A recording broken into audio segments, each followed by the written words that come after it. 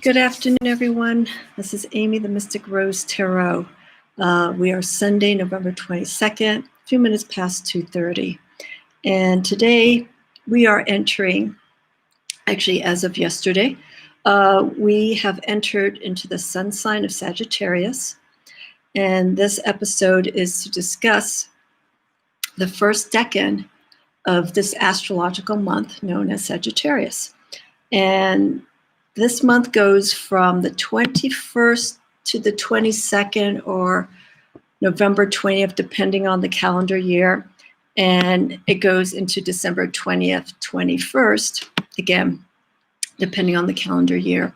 It changes the dates, the 20th, 21st, 21st, 22nd. I think it changes every 2.5 years.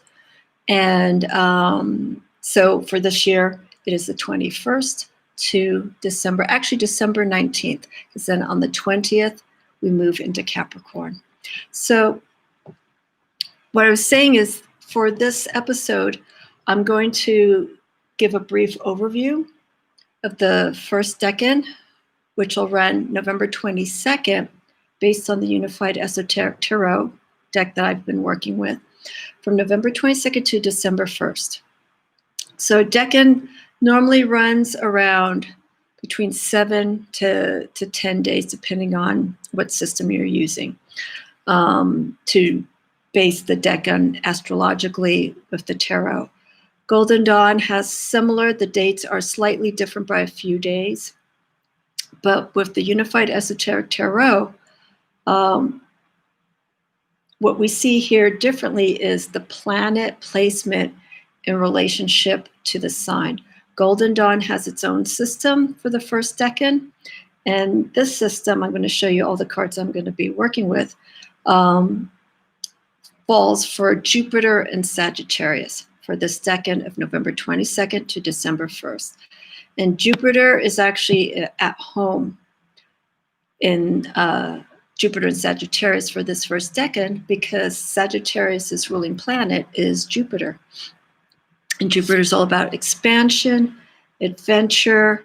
You hear these words in the astrological community, repetitive, expansive and contracting energy, cold energy, hot energy. These are the aspects of personalities, the energy that these planets have in relation to the sign. So when a planet moves into, let's say, okay, we're in Sagittarius. Let's say we have Venus in Sagittarius. That energy is going to be different. Sagittarius is a fire sign. Venus is a earth sign. And it deals with beauty. It deals with taking care of oneself, sensuality.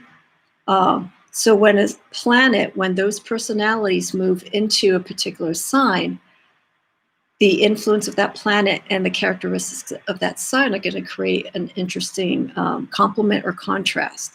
And so that's the fascinating thing about astrology, is that when you have, in this case, Jupiter and Sagittarius, it's at home. It feels comfortable.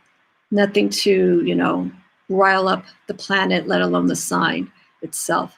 But when you go into a conflicting planet, that's a good example. Let's do like Neptune in Sagittarius. Neptune is a water oriented planet. It deals with inner intuition. It deals with spirituality. It deals with our deep, darker selves. And Sagittarius, that's more of introvert energy. While Sagittarius and Jupiter, they want freedom. They don't want any constraints. They don't want to be tied down. They want that freedom to move. They need that space to explore. So segueing into this card here, this is the Unified Esoteric Tarot. We have motion, okay? And the cards that I'm going to discuss are, for this decan, is the Eight of Wands. So I explain when I do my decan readings, is that a decan goes into 3 parts. 0 to 10, which represents the tail end of the previous sign, which is Scorpio, going into Sagittarius. So that's 0 to 10. 10 to 20 moves into the full sign itself, Sagittarius. It's 10 to 20. Then 20 to 30 degrees of that same sign, we're still in the same sign for that month. So these decans that I will be discussing and have been discussing represents each astrological sign. The only thing that changes is the planets. So in each decan, there's going to be a new planet. And I'm still trying to get my head wrapped around as to the planets and creating an order, because in the Unified Esoteric Tarot, the planetary order is different from the Golden Dawn system, which is what I started learning with. So I have to look at notes. I don't want to get confused. And if I do misrepresent a planet and someone watches this, please point it out. Please, let me know, because I don't want to be misrepresenting signs and planets because of all the information I have. I don't want to get them confused. So anyhow, so 20 to 30 degrees is the last decan of that sign as it moves towards the next sign, which will be Capricorn. But we're going to wait till that. We'll talk about that during the week of winter solstice. When we're moving from Sagittarius energy into Capricorn. Capricorn is an earth sign. So let's talk a little bit about Sagittarius. Happy birthday to all the Sagittariuses there who are watching this. I have a few good dear friends that are Sagittarius, and the characteristics of Sagittarius leads very close to their personalities, but of course other signs that are in their chart obviously influences them as well. So happy birthday to all of you. Free-spirited, loving, adventurous, nothing stops you kind of individual. I love that. Okay, so here, so I was talking about we have Jupiter and Sagittarius. This is reading backwards for me. It tends to be this placement here. It has here instinct, intuitiveness. It's a masculine energy sign, Sagittarius, and so is Jupiter. So those two energies, fiery with fire, creates a lot of activity. Now, the energy of Sagittarius, because of it being a fire sign, is personality-wise, is different than Aries, which is also a fire sign. Aries is the first sign of the astrological year. It represents spring, new beginning. Here in Sagittarius, Sagittarius is the last fire sign of this astrological year. So the energy is adventurous, but it's more in an open-minded sense, because we're coming towards the end of the year. We're going into closure. It's, people are reflecting, we're looking back at things. And for Sagittarius, especially with the planet Jupiter in Sagittarius, this is a very good time of the year for Saggies, because they want to see what's up ahead. They want to explore. They want something different. We're at the end of the year. We've gone through whatever is needed to be done, or maybe we're still working on it. But towards the end of the year of Sagittarius, we start looking for something different. And usually Sagittarius is a sign with travel, long distance journey, knowledge. This is a time where maybe they want to explore courses, but this kind of information is more about understanding.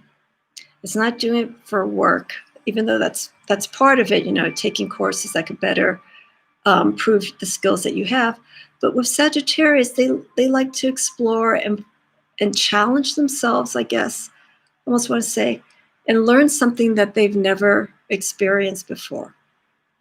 So they are expansive in that sense. They are open-minded, and they are wonderful because of that sense, because they see both sides of situations. And then from there, they decide what's the best interest for them. And I'm going to show you this card very quickly. I'm going to deviate. And it's a sneak peek. I'm going to post this on Instagram. This is a Moon Mansion card from my Moon Oracle deck. And here we have two paths.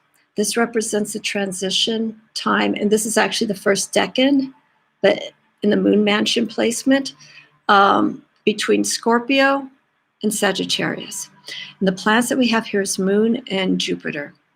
Okay, so Moon is water-oriented. Scorpio is a water sign, but Scorpio is ruled by Pluto and Mars. So the energy of that is different. But here, the focus on the Moon is more on the inner part. And I want to say that's focusing more on Scorpio. It's more on the inner aspect. They want to find something that is meaningful for them. And Sagittarius, Jupiter, allows that.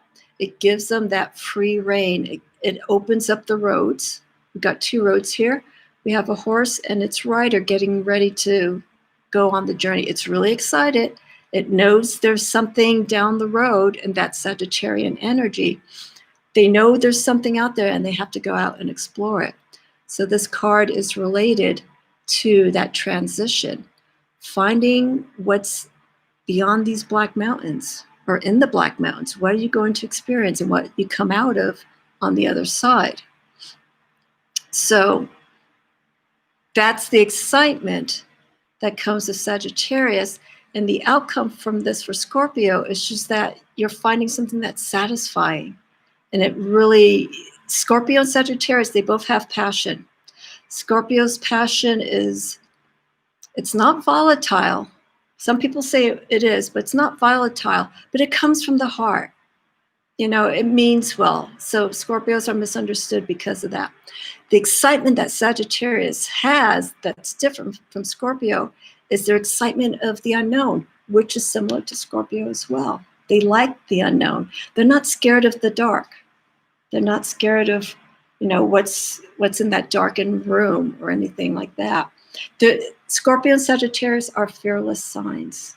You know, they're like, let's just go out and let's see what happens. You know, if something great comes out of it, excellent. If something bad comes from it, you learn from it.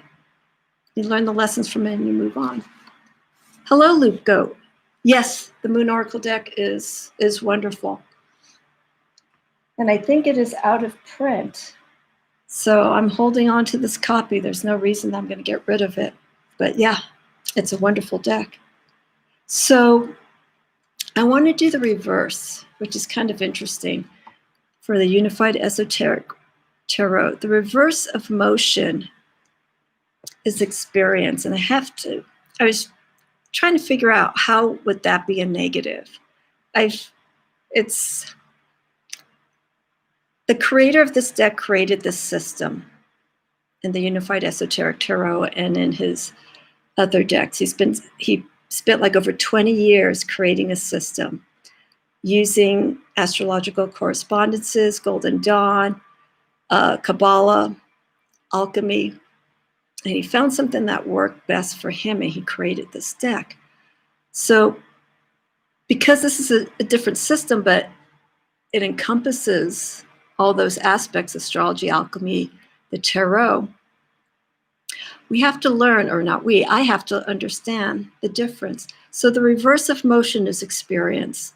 And the way I would take this card as reverse for Sagittarius and Jupiter is the reverse is telling you that you need to have this experience. You need to go out and explore.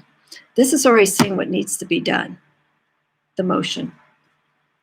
The flip side is if you're not doing it, you need to do this. And this, again, is for the week of November 22nd to December 1st. And I need to make it clear for anyone who watches this video, astrologically, this is not where Jupiter is right now, okay? These are decans. These are assigned planets with the signs in relation to the tarot. And within the tarot, these signs and planets relate to the minor arcana and also the major arcana. So here, the 8 of Wands, we will go 8, 9, 10 of Wands. That wraps up the decans, 0 to 30 for Sagittarius. And then in Capricorn, come December 21st, will be 0 to 10. And I have to think, I think it's going to be 0 to 10, 8 of Pentacles. I believe. I could be wrong. Because the order is slightly different from this deck versus the Golden Dawn. So it's either going to be 8 of Pentacles or, no, I think it's going to be 8 of Pentacles because we're going at the end of the season. So anyhow, these will change. Each decan, each 10 days, 8 to 10 days, we're going to get a new card. So the next decan reading will be 9 of Wands, but we have to wait and see what planet the sign's in and then relate the two together. So when I do these readings, because they're fixed for this particular card and for other astrological cards, what you can do, and I suggest this, look at what planet Jupiter is in right now. Okay, this sounds like I'm kind of contradicting what I'm saying, but use the energy of the sign that Jupiter is currently in. Use this as a guide, okay? Jupiter in Sagittarius, which is Sagittarius's home planet, Jupiter. Use the influence of where Jupiter is right now and see how you can infuse it with this energy throughout the entire month of Sagittarius. So when I do posts and I'm doing something fixed like this, I have to make it clear that this isn't the current sign that Jupiter's in. These are fixed astrological correspondences in relation to the tarot. Okay, so don't look, don't look at the card and then go to an astrological calendar. It's like, oh, Jupiter. Actually, now I got to know where Jupiter is. Jupiter is in. Where is Jupiter? Give me one moment. Because I've been working on a different system this week, so I haven't been following the planets. Jupiter is in. Thank you. Loop Goat, by chance, are you Capricorn? And thank you, I appreciate that. So let's use the energy of Capricorn in relation to Sagittarius. Okay, and also the Sun and Moon. Excellent. You're very disciplined, hopefully. So use the energy of Jupiter and Capricorn right now. See how that it's conflicting with Sagittarius, because Sagittarius, they're venturous, they're optimistic. Capricorn, the planet that holds Capricorn, is Pluto, and Pluto is all of discipline and focus, and it's Saturn. So sorry. Saturn is for Capricorn. So we have Saturn, discipline, limitations. They'll conflict, but you'll learn from each other. What Sagittarius, Jupiter, Capricorn, Saturn, those two elements, what they have to offer, even though they're different, it's a bit of give and take. And with Capricorn, Saturn influence, I would say for Sagittarius, it's fine to be expansive, go out and do things, but put some order into it. Don't go all over the place. Really put some structure into what you want to do. And then for Jupiter, Sagittarius speaking to Saturn, Capricorn, it's almost like, why don't you lighten up a little bit? Why don't you give yourself a little bit of space? Maintain your discipline, maintain your structure, but don't be so tight with it. Capricorn's Earth. And so it wants that grounding, but also Earth needs space. I'm an Earth sign, but I do find where I do need space. You know, I could put so much limitations on myself. It's just like I need to kind of open it up a little bit. So apologies for the confusion of the planets. So I think that's a good way to communicate with Jupiter Sagittarian energy and Capricorn Saturn energy. They can work together. They don't have to necessarily be conflictive and fight. That's the choice of whoever has those planets and signs. If you want to struggle, that's your choice. But if you want to create that space and make it easy on you, you can do it. Just apply yourself. Also look at the other signs that you have in your chart as well. That's a great influence as well. See if you have more fire, more earth, more water. All those create balances. If there's one element more of another, bring in more of that element into your life. I have quite a bit of fire and earth, a little bit of air, not a lot, and very little water. And I really need water, being an earth sign. So I will go back to this. I don't want to go too long with this episode, but again, here we have movement for Jupiter in Sagittarius. And then the reverse, because I don't talk too much about the reversals on this card or in this deck. The reversals is experience. If there isn't any movement, if there isn't any change, if things are stagnant, you need to go out and create the movement. I think in any planetary sign, regardless of what element it is, there has to be movement. When there's no movement, there's stagnicity. And that's where things get toxic. Things get tight, things get bounded, and it can be comfortable for some people, but for others who are used to, movement and having that restrictive, it can be very, very uncomfortable. And so it's trying to remove that restriction. We're going to be going into Saturn, Capricorn, in a few weeks, that influence of the sign and the planet. So give yourself some space during that time. But let's go back to the Eight of Wands. Okay, I'll show you the card again here. So Eight of Wands.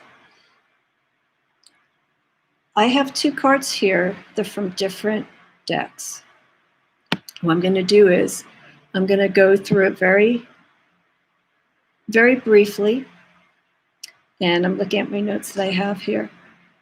But they're both Eight of Wands, but deck-wise, they have different perspectives.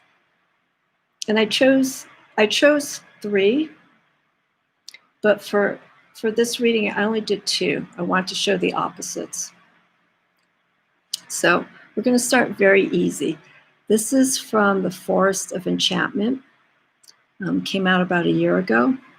And I'm an animal lover, nature-inspired person when it comes to my tarot decks. So with this Eight of Wands is hands down all about movement, keeping that energy going. Now what's different here is with the Forest of Enchantment, this movement is focused more on the owls represent insight, wisdom. They are messengers. Depending on who you speak to, some people see owls as messengers of good news. Some see them as messengers of bad news. The same with the crow. The crow, it can be seen as a messenger of dark, ominous experiences, or a message of a change going on. And that's what's going on here, but the focus with the owl is on wisdom, knowledge. It's very rare to see an owl, and the way the Forest of Enchantment writes this is that if you physically see an owl moving, like in flight, not so much on a tree, because we can see that easily, but if we have an owl that's in flight in our direction, it's a sign that there's a shift going on at a spiritual level. There's knowledge that you are going through or you will be experiencing that will shift the way you see things. It's a higher level of knowledge. And by understanding that knowledge, it could lead to something very prosperous, but you have to understand the gift that is being shared with you. So if you see, it has to be a movement, because again, 8 of Wands is all about movement. If you see an owl in movement, it's the opening of the mind to something very deep. And by understanding that, it will possibly lead to something on a more positive outcome, positive note. So when you see this, take the sign, answer the call. Don't go, oh, that was an owl that just passed me. Come on, this doesn't happen every day. So take this rare experience and embrace it, but know that this is a sign of knowledge and using that knowledge in a great way. And it's movement. It has to be movement. Movement is so important in any spiritual practice. If you look at all the forms of spiritual practices out there, there is movement. It could be chanting, dancing, asana, doing incantations, verbalizing, moving while you're doing the incantations. Pentecostal. I have some family members when I was younger who are Pentecostal. Getting caught in the spirit. That's movement. It's getting in contact with the spirit and feeling it fill you up and moving you, and you feel wonderful. Music's the same thing. Music is spirit. You hear music, you react to it, you move to it, you sing to it. You raise your fist, it moves you. It's a vibrational energy. So that was the I said 8 of Wands, I'm sorry. This is the 8 of Spells. The spells in the Forest of Enchantment relate to wands. They do have a different elemental arrangement for the Forest of Enchantment for the 4 elements, but they're easy to understand. You can easily follow it.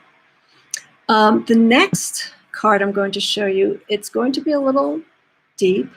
I'll try not to get so esoteric about it because it's a deck that I'm studying, and I'm working on this deck with another YouTube tarot reader and astrologer, and it's the Tarot of the Holy Light.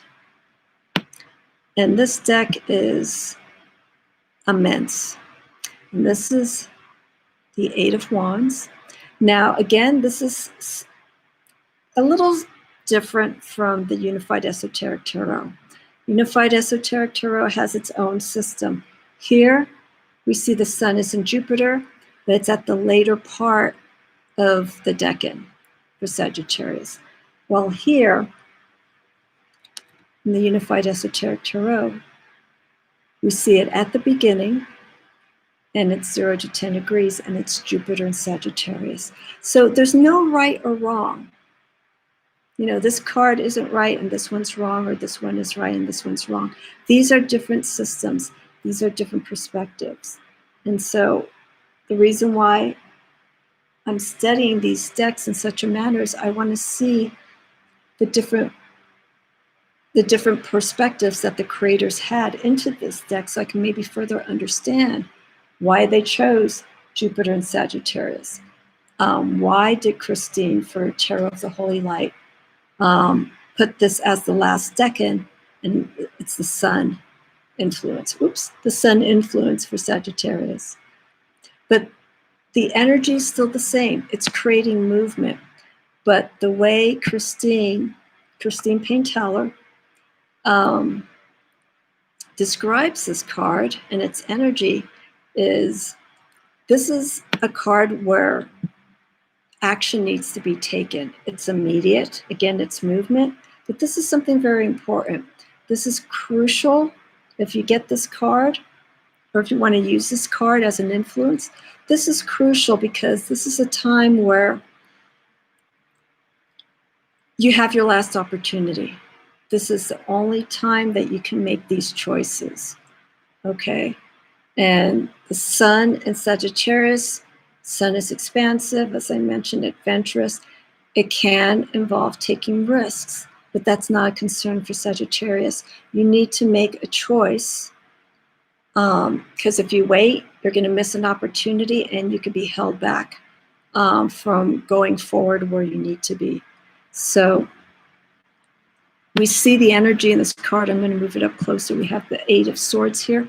We see the sun beaming down, and its heat is just setting this environment aflame. It is urgent. This needs to be taken care of at this moment.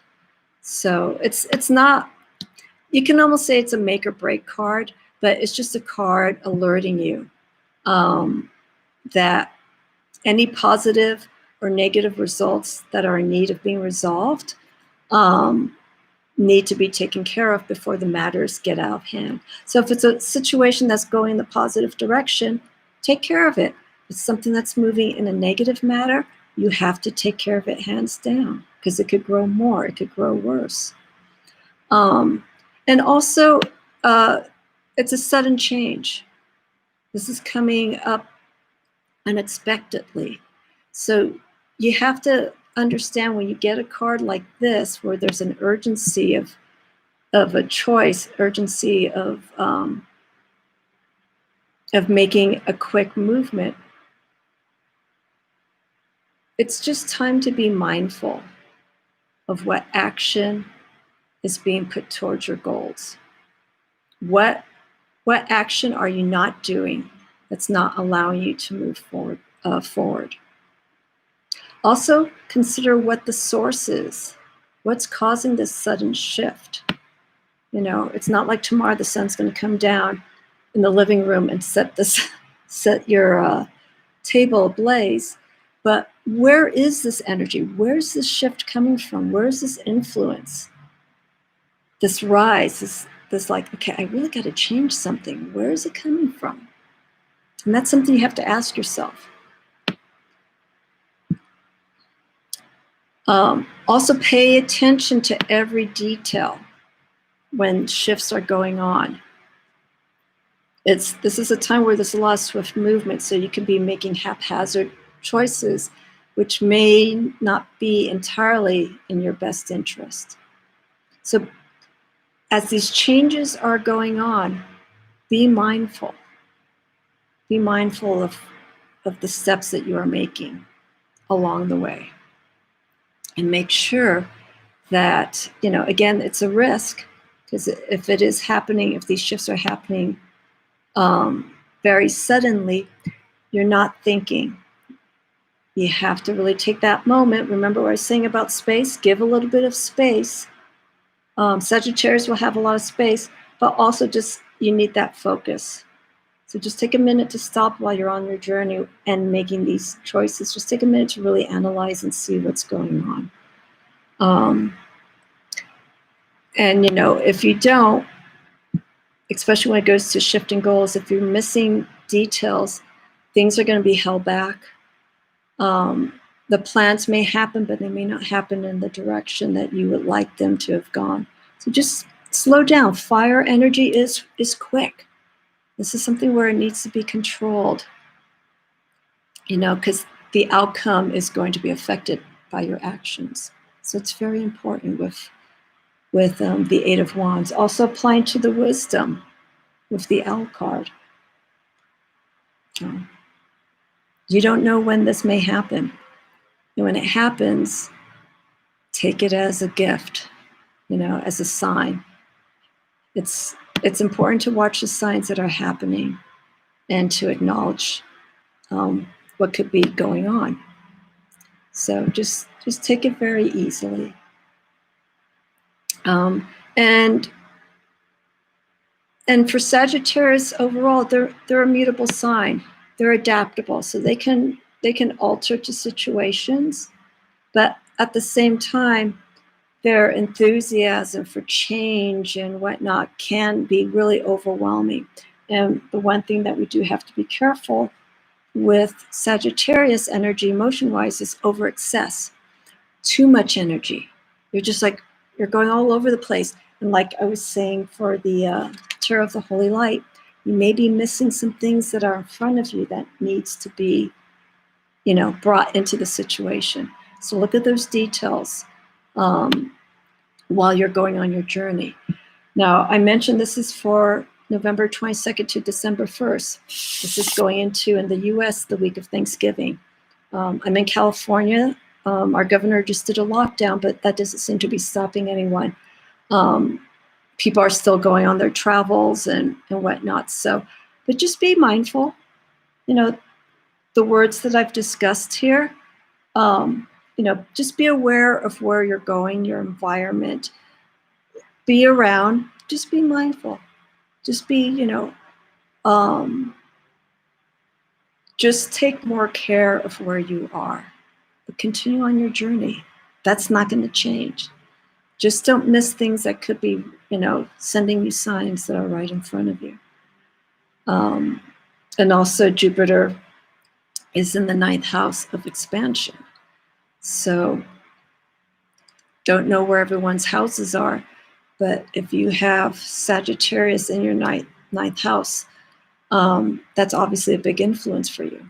Lots of movement, lots of change of environment. Not so much moving house to house, but you like to experience something different, and to see how you feel about being in that different environment. It's a nice challenge, which I think is really good for a lot of people. So if you don't have any Sagittarius in your chart, or you're not a Sagittarian, these cards still apply to you. This Decan, the 2nd Decan, 3rd Decan, as we go through different planets in the month of Sagittarius, this energy can still apply to you, depending on your situation. Just look at it. And, as Luke Goat had mentioned, Saturn, was mentioned Capricorn, but Saturn and Capricorn energy, Jupiter and Sagittarius, they're different energies. They kind of go against each other, but they can learn from each other and strengthen areas that are weak. But too much strength in one area can actually weaken it. So you have to create that balance of those two different planets and signs. So that is it. I'm doing these live because it's so much easier for me. The editing process, I'll probably do an edited video if I'm going to be doing more of a discussion of a particular topic. This I just like to do live and just put it out there. And it'll be, I guess I'll upload in a few hours. So if you want to go back and listen to anything that I've said, if you missed something, it'll be up soon. Any questions? You could go through my website. Or on Instagram, the Mystic Rose Tarot. And hi, I'm wrapping it up though. Infinite Intuition, I'm just finishing up. So you can reach me that way. Do a live, just do it. So if you want to reach me on Instagram, you can reach me here. My next video will be on Tuesday. I'm going to be doing my oracle readings for this week on Tuesday. I was going to do it on Wednesday, but I'm pushing it up a day early. So I'm going to do it around, I think, the same time, 2:30 or 3 o'clock on Tuesday, my oracle readings, where I have 4 oracle decks. I pull a card from each oracle deck to do a general overview. I do readings by donation. So if you have a question and inquiry, look at the description. I already have it scheduled. Look at the description, because I am very specific with what I will not read, but what I will read is what I won't read. Anything predictive, anything relating to pregnancy, marriage, any legal issues, health issues, those are questions I don't answer. So nothing predictive, but anything spiritual, anything maybe career oriented, If you go to my website and look into book a reading, I have a paragraph that guides the person how to phrase your question. And I think it's very important when you're getting a reading, psychic reading, tarot reading, whatever. You know how to phrase your question. There are readers there that will do predictive readings, and that's cool. For me, I don't. I want to work with the individual and giving them a guide as to how to work with their situation. I'm intuitive, so that works best for me in that sense. Every now and then, like I did a reading last week, I did a reading for myself where the cards were almost prophetic. And prophetic in the sense that it wasn't predicting, but I was already feeling the energy moving in this particular direction with my practice. And all three cards were almost saying the same thing. So it was very unusual. It was very interesting to get that reading. So I had to do a little bit of a video and discuss the cards that I pulled and my feelings from it. So that's rare. But other than that, that'll be this Tuesday. I think it's 2:30 or 3 o'clock. And then I forgot Thursday, Thanksgiving Day, because I'm locked down here in California. I wasn't certain if I was going to be traveling or going anywhere. I'm going to have a live. It's going to be open. We could talk about whatever you want. I did this for Christmas last year on Christmas Day, and it was a lot of fun. It was snowing in the background and stuff. It was really nice. So I'm going to do it on Thanksgiving Day. It's also scheduled. I don't remember the time. But feel free to join in. Grab a leg of turkey or whatever you're eating. And let's keep it metaphysical if you want. I'd like to know how everyone's doing. My lighting's changing. I'm getting darker. I'm not disappearing into the void, but in about 2 hours, I probably will. So I'm going to wrap it up. Okay. Don't worry about it, Infinite Intuition. It's totally fine. Tuesday, I'll be back. I did not see a message, so I don't know if it was on Instagram or elsewhere. But I will take a peek and then get back to you. But I think that's it. I'm going to just wrap it up here. And everyone have a wonderful Thanksgiving week here in the U.S. and California. Here we go again. Do the best we can for the next few weeks. And we have this interchange, which is wonderful. So keep in touch. I'll see everyone on Tuesday. If not Tuesday, come and join me Thanksgiving Day, where we can just chat. And I don't know. I'll pull a surprise or two if I can. We'll see what that is. So that's it. Thank you, everyone, for checking in, and have a great day. This is Sunday, November 22nd. I am wrapping it up around 3:15.